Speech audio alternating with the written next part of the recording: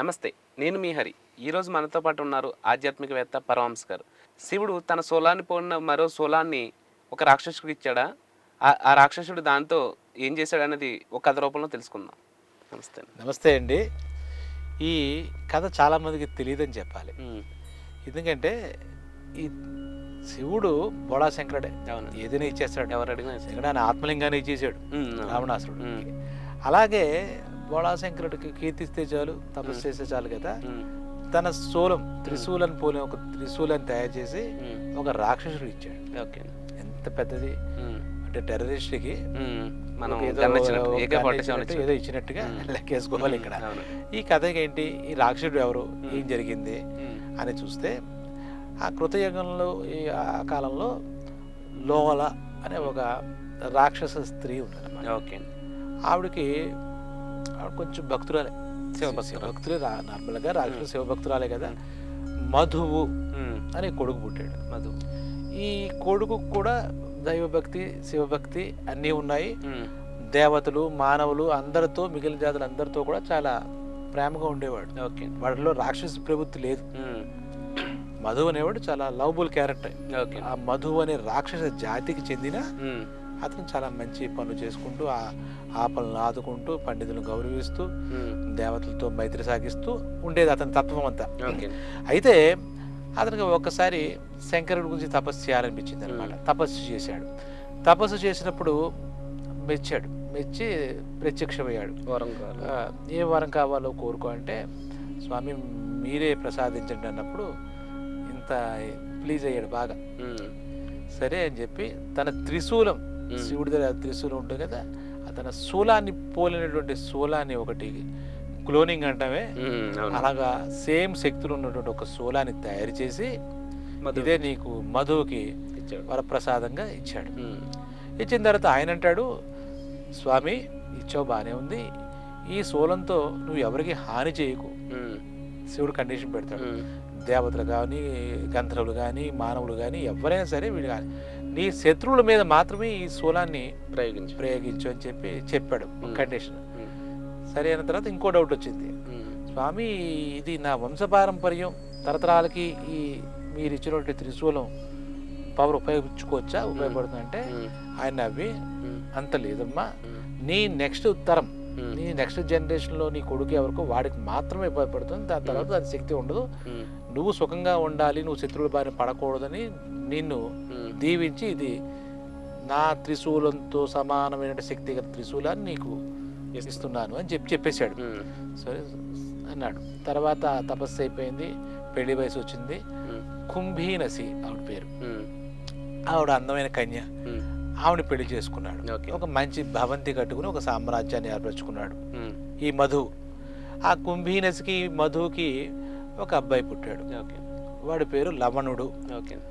అసురుడు కాబట్టి లవణాసురుడు అంటాం. మ్మ్. రావణాసురుడు ఎలా అంటాం, లవణాసురుడు అతను. ఉమ్, అతను పెరిగి పెద్దవాడాడు. మామూలుగా అందరి పిల్లలాగే గారాభంగా పెంచారు ఈ దంపతులు, మధువు దంపతులు. ఉమ్, పెంచినప్పుడు వాళ్ళలో ఒక్కసారిగా ఈ శివప్రసాదితమైనటువంటి త్రిశూలం మన దగ్గర ఉంది అని తెలిసిందో అహంకారం పెరిగింది. వాళ్ళ దుష్ట స్వభావం, ఉమ్, తండ్రిలా కాదు, ఒక దుష్ట స్వభావం ఉంది, దుష్టుడిగా తయారయ్యాడు. దానికి తోడు ఇది ఉంది కదా, త్రిశూలం ఉందిగా, శివప్రసాదితం, వరప్రసాదితం. దాంతో ఇంకా అందరి మీదకి లేనిపోని గొడవలు పెట్టుకుని మరి ఎవరిని బతకనివ్వట్లే. ఓకే. మొట్టమొదటి శివుడు ఇచ్చినటువంటి కండిషన్ ఎవరి జోలికి వెళ్ళొద్దని చెప్తే మధువు పాటించాడు, కానీ వాడు కొడుకు లవణాసురుడు పాటించలేదు. పాటించబోయేసరికి మధువు చెప్పి ఇంకా ఆయన వయసు అయిపోయి చిరాకు వచ్చి ఆ వరుణ లోకం ఏదో లోకంలోకి ఆయన వెళ్ళిపోయాడు. ఓకే. వదిలేసి నీ కర్మకు నువ్వు చావు, ఉమ్, నువ్వు తెచ్చుకుంటావు, మృత్యు తెచ్చుకున్నట్టుగా ఉంది నీ పరిస్థితి ఉమ్, అని చెప్పి విసిగిపోయి వెళ్ళిపోయాడు. ఓకే. మధు వెళ్ళిపోయాడు. ఉమ్, మధు అయిపోయింది అక్కడతో, అది మధు యొక్క గొడవ అయిపోయింది. ఈ లవణుడు రోజు తపస్సు చేసుకునే మునులకు ఋషులకి ఆటంకం ఈ కలుగుతుంది. నిజమైన రాక్షసుడు ఎలా ఉంటాడో అలాగా వాడి ఉమ్, చర్యలు ఉన్నాయి. వాడి వెనకాల ఇది ఉంది. ఉమ్, దాన్ని పూజ గదిలో పెట్టుకున్నాడు తండ్రి ఇచ్చిన గుదిలో, ఉమ్, మనకు అది ఉంది వెనకాల ఉమ్, అనే అనుభవం మనకు ఉందనే దేశాలు ఎలా ఉంటారు, ఉమ్, అలాగా ఉంది ఉమ్, అనేసరికి ఈ జన నానా భీభత్సం సృష్టించేస్తున్నాడు. ఏ లోకంకి వెళ్ళినా వాడికి భయం లే కదా, ఉమ్, వాడికి వెనకాల ఉంది వాడికి అస్త్రం, అవును, త్రిశూలం ఉంది, తండ్రి ఇచ్చినటువంటి త్రిశూలం. అలా వెళ్తుంటే భరించలేక ఉమ్, కొంతమంది మునులు ఋషులు వెళ్ళి ఈ రావణాసురుడిని చంపి అప్పుడే వచ్చాడు మన రామచంద్ర ప్రభు. ఆయన పట్టాభిషేకం చేసి ప్రజారాజ్యకంగా పరిపాలిస్తున్నాడు. ప్రతి రాజు దగ్గరికి వెళ్ళారు ఈ మునులు ఋషులు, ఇటువంటి వాళ్ళంతా వెళ్ళి ఇది పరిస్థితి, వాళ్ళు లవణాసురుడు అనేవాడు మమ్మల్ని బతకనివ్వట్లేదు, మా తపస్సు కొనసాగనివ్వట్లేదు, ఏదో చెప్పమంటే ఏ రాజు కూడా వాడి జోలికి వెళ్ళలేం, ఎందుకంటే వాడి దగ్గర త్రిశూలం ఉంది శివవర ప్రసాదం, దాన్ని దాటి మనం వెళ్ళలేము అని చెప్పి వాళ్ళు పక్క వెళ్ళిపోతున్నారు. ఓకే. అప్పుడు వీళ్ళంతా కలిసి ఇంకా తప్పక రాముల వారి దగ్గరికి వెళ్ళారు. వెళ్ళినప్పుడు విన్నాడు వీళ్ళ బాధలన్నీ విని, వాళ్ళ తమ్ముళ్ళు అక్కడే ఉంటే వాళ్ళ ముగ్గురిని ఉద్దేశించి లక్ష్మణ భరత శత్రుఘ్న విన్నారు కదా, వీడెవడో లవణాసురుడ నానా హింస పెడుతున్నాడు, మరి వీడి సంగతి ఎవరు పడతారు ఏం చేస్తారు అంటే, లక్ష్మణుడు అప్పటిదాకా రాముల వారితో ఉన్నాడు, అరణ్యవాసం అది ఇది లేడు, రావణాసుడితో యుద్ధం చేయడంలో పాతున్నాడు కాబట్టి వాడు అక్కలే నువ్వు అక్కలేదని చెప్పేశారు మిగిలిన ఇద్దరు తమ్ముళ్ళు. మేమేం చేయలే కదా, భరతుడు శత్రుఘ్నుడు. ఆ భరతుడు నేను వెళ్తానన్నయ్య రావణాసురుడు పని పట్టేసి నేను వచ్చేస్తాను నువ్వు అనుమతిస్తే అన్నాడు. అక్కడ శత్రుఘ్నుడు ఒప్పుకోలేదు. రామాయణం చూస్తే శత్రుఘ్నుడు ఏం చేశాడు అనిపిస్తుంది కదా, ఆయన ఏదో చేశాడు ఇలాంటివి ఏదో. భరతుడు తల మీద చెప్పులు పెట్టుకున్నాడు, ఆయన చెప్పులతో పాలించాడు, ఇదంతా మనకు తెలుసు. శత్రుఘ్నుడు ఏం చేశాడు ఆయనకి ఏమీ లేదు, అసలు చెప్పుకోవడానికి మనకు తెలియదు, లేదంటే తెలియదు. అక్కడ శత్రుఘ్నుడు అన్నాడు భరతుడితో, అన్నయ్య నువ్వు వద్దు, ఆ రాముడు అరణ్యవాసానికి వెళ్ళినప్పటి నుంచి మళ్ళా అయోధ్యకు తిరిగి వచ్చి పట్టాభిషేకం చేసుకునేంత వరకు నువ్వు చాలా టెన్షన్ తీసుకున్నావు, చాలా మనోవ్యతకు గురి చేసావు, మానసికంగా నెలిగిపోయావు, ఇప్పుడు కాస్త ప్రశాంతంగా ఉండు, అన్నయ్య వాళ్ళతో గడుపు, ఆ లవణాసురుడు సంగతి నేను చూసి వస్తాను అని చెప్పి అన్నయ్య నేను వెళ్తానంటే, శత్రుఘ్న బాగుంది మంచి మాట చెప్పావు నువ్వు వెళ్ళు అని చెప్పి చెప్పాడు. చెప్పిన తర్వాత ఆ లవణుడు ఏదైతే వాడిని ఓడించి ఆ రాజ్యాన్ని నువ్వే తీసుకో, దాన్ని ప్రజారాజ్యంగా నువ్వు పరిపాలించు, మధువు ఏర్పరిచిన ఆ రాజ్యం చాలా బాగుంటుంది అని చెప్పాడు. చెప్పి లవణాసురుడి దగ్గర ఒక అస్త్రం ఉంది, దివ్యాస్త్రం ఉంది, శివుడు వరంగా ప్రసాదించిన త్రిశూలం ఉంది, అది ఉండగా నువ్వు కాదు కదా ఎవరు వచ్చినా కూడా అతను మనం ఏమీ చేయలేము, అతడు ఇంట్లో పెట్టుకుని వెళ్ళినప్పుడు మాత్రమే అదును చూసి నువ్వు యుద్ధం చేయాలి, వాడిని ఓడించాలి, లేని పక్షంలో నువ్వేమి చేయలేవు అని చెప్పాడు. ఒక రహస్యాన్ని చెప్పాడు. చెప్పి శత్రుఘ్న అన్నయ్య నీ ఇష్టం అంటే కొన్ని దివ్యాస్త్రాలు ఆయన దగ్గర ఉన్న అస్త్రాలు ఇచ్చి, తమ్ముడు నీ దగ్గర ఉంచుకో, చాలా జాగ్రత్తగా ఉండు, వాడి మటుకు ఆ త్రిశూలం వాడి దగ్గర ఉన్నప్పుడు మటుకు ఎట్టి పరిస్థితులు యుద్ధానికి వెళ్ళకు, నువ్వెంత నీ వీరత్వం చూపించాలనుకోకు అని సూచనలు చెప్పాడు, సలహాలు చెప్పాడు. మంచి టైం చూసి బయలుదేరమన్నాడు. ఈ లవణాసురుడి యొక్క రాజ్యానికి వెళ్ళాడు శత్రుఘ్నుడు. చతురంగ బలాలంటారే ఆ నీడు చూసి యుద్ధం ప్రకటించి వెళ్ళాడు. వెళ్ళిన తర్వాత ఆ టైంకి ఆయన లేడు, అడవికి పోయాడు. రాక్షసుడు కదా, ఏదో జంతువులు వేటాడి ఏనుగుల్ని వేటాడి తిందామని వెళ్ళాడు, తిండిపోతూ ఆ కోసం వెళ్ళాడు.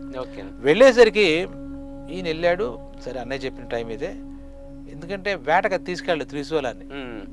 మధువు కట్టించిన ఇంట్లో ఒక శివుడికి సంబంధించిన ఒక పూజా గదిలో ఆ ధనస్సు పెట్టి త్రిశూలం పెట్టి పూజలు చేస్తారు ఆ కుటుంబం దాని ప్రకారం. వెళ్ళేసరికి వాడు వచ్చాడు, వేట అది చేసుకుని తిందాం లేనట్టుగా వచ్చేసరికి ఆ ప్రవేశ ద్వారం ఉంటుంది కదా, ఆ ప్రవేశ ద్వారం దగ్గర వీడు ఇంత జనాలతో నిలబడ్డాడు. శత్రుఘ్నుడు ఇంత మంచి నిలబడి, ఎవడరా నువ్వు, నేను ఎవడో తెలిసే వచ్చావా అన్నాడు. నేను సాక్షాత్ శ్రీరామచంద్రుడి యొక్క ఆఖరి తమ్ముడిని, శత్రుఘ్నుడిని, దశరథ మహారాజు యొక్క కొడుకుని, నువ్వేమిటి రెచ్చిపోతున్నావు, నీ అంత చూద్దామని నేను వచ్చానంటే పగబగా నవ్వుతాడు. ఏంటి, ఓహో మంచి చరిత్ర ఉంది నీకు, నా మేనమా అవుతాడు రావణాసురుడు, వాడినే మీ అన్నయ్య శ్రీరాముడు చంపాడు, ఇంకా నాకు లోపల పగ ఉంది, మీ అన్నయ్యని కొట్టే ముందు నిన్ను కొట్టి పడి దొప్పుతాను, బాగానే తగిలేవు నాకు, కాళ్ళ దగ్గరికి వచ్చావు అన్నాడు. అని ఒక్క నిమిషం ఆగు సంగతి చెప్తాను అని చెప్పాడు. అని నేను లోపలికి వెళ్ళిపోయాడు. నేను నా దగ్గర ఉంది నీ సంగతి చెప్పినటువంటి అది, నా వీరుడు ఎప్పుడు ఆయుధాలు తెచ్చుకోవాలి కదంటే, నేనంత అమాయకుడిని కాదురా నాయన, ఇక్కడే నీ సంగతి తేల్చి వెళ్తాను, నేను లోపలికి వెళ్ళనిస్తే నేనెందుకు వీరుడు అవుతాను, సరే పద అని చెప్తే, నిన్ను చంపడం పెద్ద కష్టమేం కాదు నాకు అని చెప్పి ఇద్దరి మధ్య వాడు లోపలికి వెళ్ళకుండానే యుద్ధం మొదలైంది. వాడి దగ్గర ఆయుధాలు ఏమి లేవుగా, అందుకని అక్కడ చెట్లు ఉంటే ఆ చెట్లు రాక్షసుడు కదా ఇలా పెగిలించి మీద వేసేస్తున్నాడు. ఈయన బాణాలు వేస్తున్నాడు, ఈయన రాములు వారు ఇచ్చారు కదా అంబులపై నుంచి ఒక బాణం తీయడం వేయడం, ఒక దివ్యాస్త్రాలు అంటారు రాముల వారు ఇచ్చే వాటిని. ఆ దివ్యాస్త్రాలు వేస్తూ ఉంటే అక్కడ ఏమైంది, ఈ చెట్లని కక్కా తొక్కలు చేస్తుంటే, తునకా తునకలు చేస్తుంటే ఇంకో చెట్టు పీకుతున్నాడు, వేస్తున్నాడు. ఒకరికి ఇద్దరికి దెబ్బలు తగులుతున్నాయి. వీడు సామాన్యుడు కాదని లవణాసురుడు కూడా అనుకున్నాడు. అరే అనవసరంగా లోపలికి వెళ్ళి అది తెచ్చుకుంటే పోయేది, వీడిని బాడికి మటాష్ చేసేవాడు అని అనుకున్నాడు పాపం. అయితే ఒక్క దెబ్బ కొడదామని చెప్పి బలంగా ఒక చెట్టు తీసుకుని వీడి మీద విసిరాడు. వీడి తరగ తగిలింది దెబ్బ. తరగ తగిలేసరికి దిమ్మ తిరిగి స్లో తప్పి పడిపోయాడు. చచ్చే ఉంటాడు, పిల్ల పిడుగు మన దగ్గరకు వచ్చాడు, వచ్చేగాడు అనుకుని సరే ఇందాక తెచ్చుకున్నాం కదా వేటకెళ్ళి, ఎవడో మధ్యలో అడ్డంగా వచ్చాడు, వాడు తీసుకురాండిరా, ఇంక ఇంటికి వెళ్ళడం లోపలికి వెళ్ళి చచ్చిపోయాడు అనుకున్నాడు. వీడిని శత్రుకుడిని చచ్చిపోయాడు అనుకున్నాడు. అసలు వాడి యొక్క పిచ్చి ఏమిటంటే ఇంకా దాంతో అది తెచ్చి వేటకెళ్ళి తెచ్చుకున్న వస్తువు మొత్తం జంతువులు ఉన్నాయి కదా, మాంసం తిందామని ఎంజాయ్ చేస్తూ ఏంటి అది తినడం మొదలెట్టాడు. కాసేపటికి మన శత్రుఘ్నుడికి మెలుగు వచ్చింది. వస్తుందిగా గంట తర్వాత అరగంట తర్వాత వీడు అక్కడ తింటున్నాడు. ఇదే సరైన సమయం, అన్నయ్య అదును చూసి కొట్టమన్నాడు, దొంగదే బెంగ కొట్టలేదు అని చెప్పేసి అన్నగారు ఇచ్చినటువంటి రామచంద్రుడు ఇచ్చినటువంటి బాణాలు తీసుకుని దాకా మెరుపు బాణాల్లాగా వెళ్ళి ఈ లవణాసురుణ్ణి హతమార్చింది. దాంతో ఈ దుష్టుడి పరిపాలన అంతమంది అనమాట. కాబట్టి దీంట్లో అప్పుడు రామచంద్ర గారి విషయం తెలిస్తే దుష్టులకు వరాలు ఇవ్వకూడదు.